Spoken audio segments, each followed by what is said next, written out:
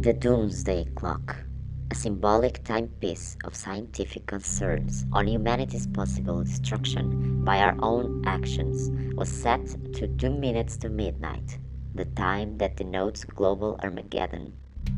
The last time the clock was moved so close to midnight was during the Cold War in 1953, following hydrogen bomb tests by both the US and the USSR, marking the era of the first nuclear arms race. Currently, as we get closer to the zero hour, it reflects the breakdown of global efforts to reduce reliance on and risk of nuclear weapons, increased threats regarding their use, and an insufficient response to mitigate the impacts of climate change worldwide. The danger of nuclear conflagration is not the only reason the clock has been moved forward. Danger arises at a time when there's a striking erosion of trust in political institutions, in the media, in science, and in facts and information, all of which exacerbate the difficulty in dealing with the real problems the world faces, and which threaten to undermine the ability of governments to effectively deal with these problems.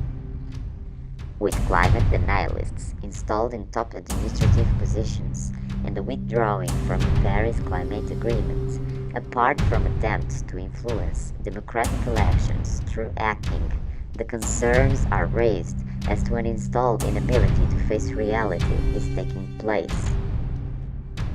Blinded by power and greed, institutions are more focused in their selfish goals, making their contributions to the problem with more bad decisions, rather than take responsibility and awaking for this cry for global justice.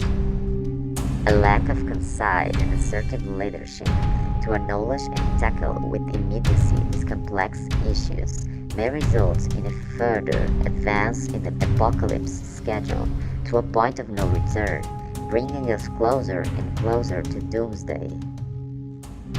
Tick, tack, the clock is ticking. Save the date.